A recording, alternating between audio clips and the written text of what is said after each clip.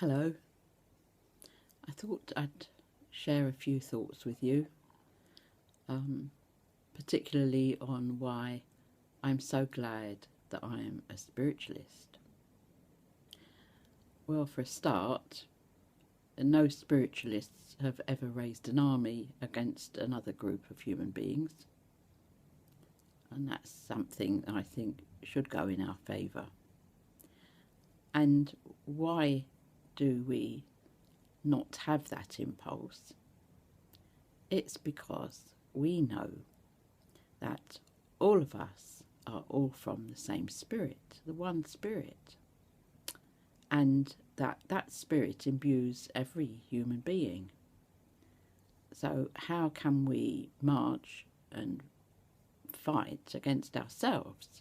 It wouldn't be sensible, would it? And when you recognise that divine spark that exists in every other human being, who is any one individual to say that they should be able to put that out or attempt to, at least while it's in the physical? Of course, the fact is that we spiritualists know that you cannot extinguish life. Yes, you can extinguish the physical life of somebody, but you can't extinguish their spirit or their soul. So, therefore, we do not raise armies against other groups of human beings. And neither are we intolerant. And unfortunately, all the organised religions of the world, outside of ourselves, have fought and hated others who are different from them, who worship in a different way, who look a bit different as well. You name it, there's a reason to have a go at them. But we spiritualists know that it's not the outer shell that makes any difference to the person. It's not what anybody looks like or what path of religion that they follow or lifestyle. That within that casing, they are recognisable as the multicoloured, multi-frequency vibration which we call an individual human being. And equally we know that you cannot eradicate their ideas either or their thoughts. And when one looks at the history of humankind and looks at the carnage that it has wrought on itself, because if you go to war against another person, you're really going to war against yourself. And you have to look at the fact that this is only going to be damaging to the individual. Well, we don't believe in any of that. We know that organised religion, over the thousands of years that humankind has been in existence, has waged war on others who do not think the same way as them. We know that even here, where I sit in the United Kingdom, in England, that there were terrible, terrible atrocities wrought upon groups of people and individuals who did not follow a particular religious line. People were burned alive, people were tortured, people were massacred, all because they belonged to another kind of religion.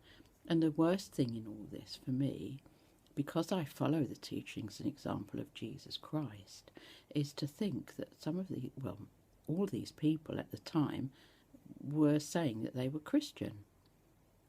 Well, Jesus wept when he heard of the death of his friend Lazarus, when he was told by his sisters.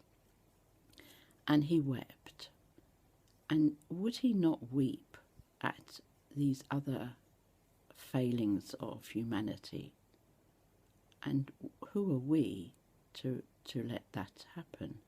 So I would say that we need to be spiritualists, to actually be spiritual individuals, and knowing what we know, we have a duty to tell others about this. And that's why I'm sitting here warbling on to you right now, because it's so important. I mean, we don't want to throw anybody on a bonfire and burn them or torture them or make them do something they don't want to do, just because they are not the same as us.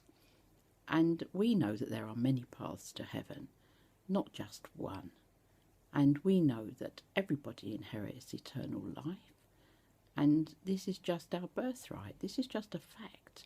And if only people would grasp that fact of life, that we come from the Great Spirit, from that world of spirit, from those realms. We come here, we live our life as we should do.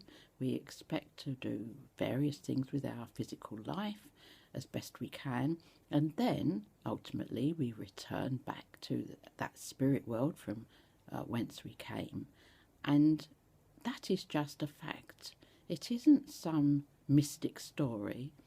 And at least if we can get hold of that, it will stop us in our tracks. It will stop us from murdering and pillaging and killing other human beings. So there we are.